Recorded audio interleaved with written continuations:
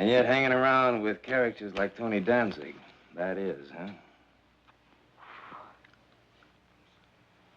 Sometimes you do things you don't like to do. You're a man of the world. You can understand, can't you?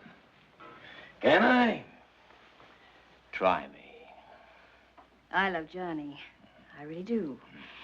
But I'm young, Mike, and there's a lot of things Johnny can't give me just now, and I don't want to grow old waiting to enjoy them. Does Johnny know about this? Oh, he knows I know people. I never discuss things with him. You know Johnny, Mike. He's such a kid. He wouldn't, you understand? Sure, I understand, honey. Hey, it's a nice place you got here. Hey, what are we talking about, Johnny? You didn't come up here to photograph the apartment for House Beautiful. You're beautiful. Thank you.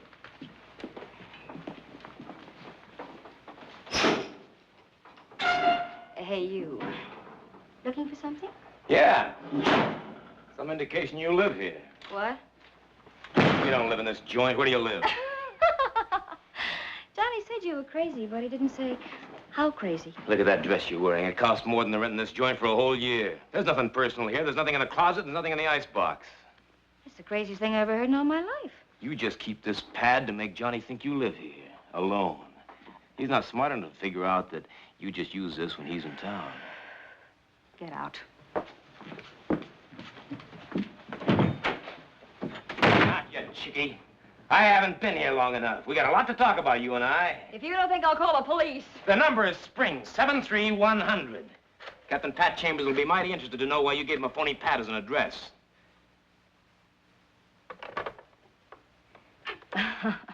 That's better. All right. You said we had some talking to do. What do we talk about? Tony Danzig. It's a good place to start as any. I went out with Tony a few times, for lunch mostly. But between him and me, it was strictly business. Yeah, and he got the business. It was terrible. You know he never had a chance? That was the general idea, wasn't it, baby? Meaning what? Knock it off. Everybody knows that you put Tony on the spot. The police have my story, and I I'm wasn't not thinking afraid about the of them. police. Oh. Who then? Tony Danzig had friends. They get real narrow-minded when a pal gets bumped off. They can get very unpleasant.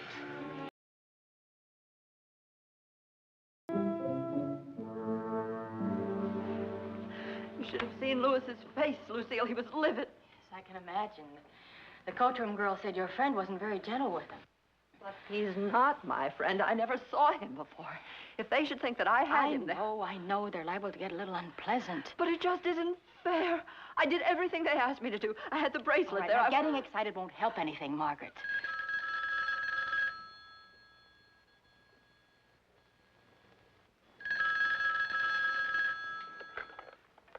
The detective, he's coming out here. Mike Hammer? Yeah. No wonder Lewis had such a bad time at the hotel.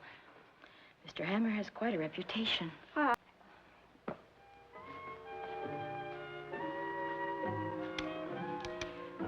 If I do, will you help me?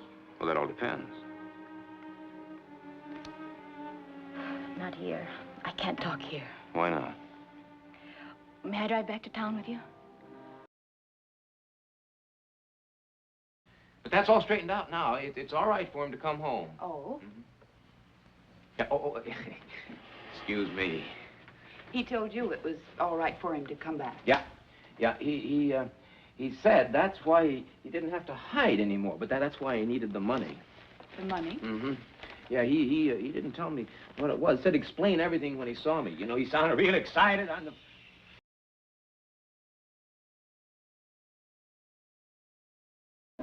What'd you find? Anything? Been trying to pump them about your girl, Jackie. Oh, yeah? All I can get is that she snapped up a fancy offer from someplace upstate. Happens all the time. Yeah, regular cradle of the stars. Who picks him up? I don't know. One of the girls tipped me off to really do my stuff when the lights go out and the spotlight starts picking up couples. Yeah, I heard about that. The talent scouts. Mm.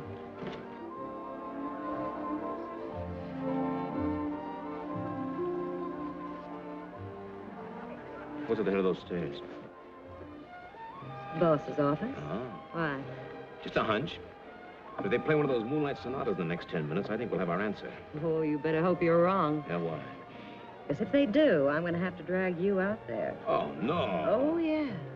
All hostesses must be on the floor during that number. Oh. House rules. Come in. Well, gentlemen, right on time. Set up the spotlight number, Madden. We've got a lot of new talent since your last visit to this country, Rosenka. That is fine if we get what we pick. I don't understand. What's to understand? Last time I pick a little blonde. This blonde I do not get. Madden? You remember the kid, Miss Carla. She was too sick to make the trip. She was not too sick to go to Marrakesh. I see her in Martinez's cafe. It won't happen again. The number must be getting underway. Would you care to step up and make your selection? Now what? That new girl, a blonde. She worries me. Madden, I warned you. It's not that. Remember I told you the other night John was asking about that Jackie kid after we signed her over to Martinez? So? I just spotted him talking to the new blonde. Now that I think about it, I've seen him with her a couple of times. Oh, it could be nothing. On the other hand... That's what I figured. So I have her on her way up here now. Good. But if this is a trick to keep her away from Rosenko... It's not. Come in. Well, hello, dear. I hear you hit the jackpot, practically your first night out.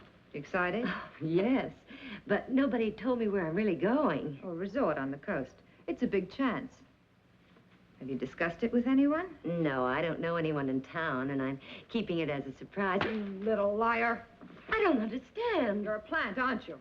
Who sent you here?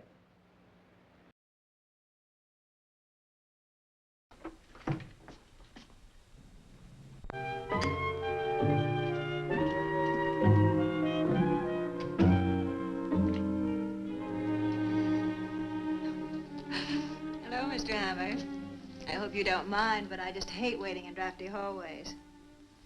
Mrs. Fleetwood, do you carry an extra set of keys with you? Just money. You'd be surprised how many places you can get into with a $20 bill. No, I wouldn't be surprised. When I got back to the house, you'd already been there and gone. Oh, well, then you know by now that it's a murder case. Of course, girl, Margaret said. Was it the same girl who was parked out in front last night? Yeah, that's right. I heard the noise, but I thought it was a backfire. Did you see the man? No, but No, but what?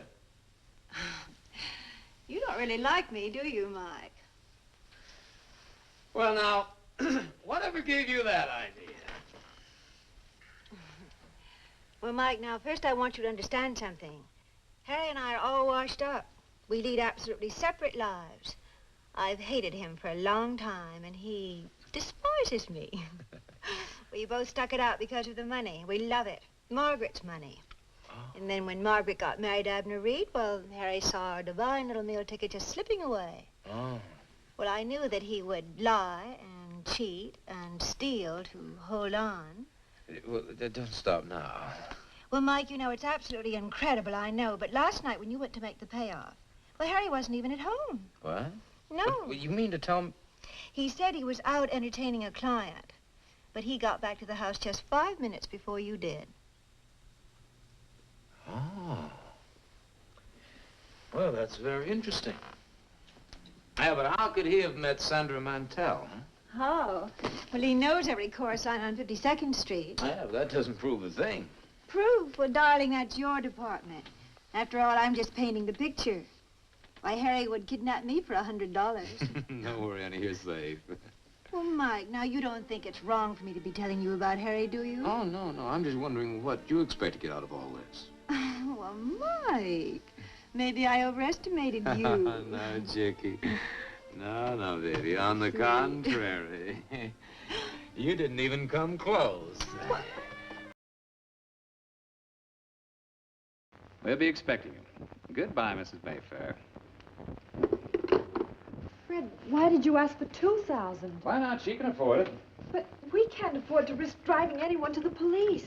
No one's going to the police. They'll pay and they'll keep their mouths shut if they know what's good for them. Don't be too sure of that.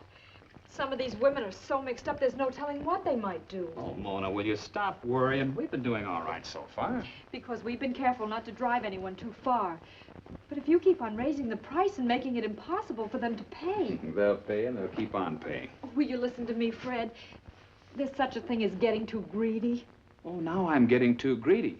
Of course, you don't care anything about money. You're just in this for kicks. Look, honey, you wouldn't overprice a dress and make it impossible to sell, would you? Well, this is different, so leave me alone. I know what I'm doing. You always know what you're doing. If you'd only listen to me once. No, you listen to me. I'm getting tired of your yak, and everything I do is wrong. If you don't like what I'm doing, why, we'll call it quits now. I wish we could. But we need the money. So why don't you let me handle things my way? Now, you just leave things to me, and we'll clean up $50,000 in 6 months. 50,000? That's a nice round figure, huh, Mona? Now, you get out on the floor and see if you can sell a few dresses. Legitimately. The girl, Rita Miller, was a newcomer in town. Nobody knew of anyone with a reason to kill her. She'd come to the big town determined to make it sit up and take notice. Well, she was in a good spot to do it now. Only she'd never read her press notices. You said your name was Mike Hammer. That's right. You're a private detective, aren't you? Yeah. Well, I don't know much about Butler's work, but I do know that he uses people like you. Well, don't flatter yourself and just tell him he couldn't hire me.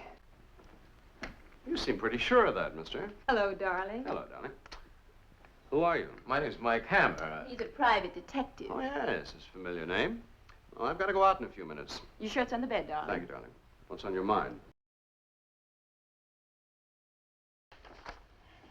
It's none of my business, Mr. Hammer, but are you calling on Vicky professionally or, socially? Well, neither one exactly.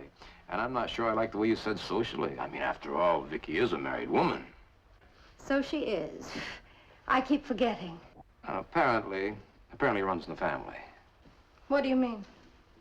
Well, your husband seems to be having the same trouble. Here. Oh, I wouldn't take this too seriously, Mr. Hammer. Yeah, well, maybe you wouldn't, but Eddie Noland would. That's understandable. Yeah. Tell me. No, Lou isn't in love with Vicky Nolan. He's in love with his lost youth. Well, then there's really nothing to be worried about. Is there, Mrs. Fallon? Oh, Marge, Oh, Lou. hello, Hammer. Well, hello, Fallon. How are you? Right at the moment, curious. What are you snooping around here for, Seamus? Yeah, you may be the publisher of a big magazine now, Fallon, but you still talk like a bookie. Lou. Well, I see you two need no introduction. Will you be coming home this evening, Lou? No.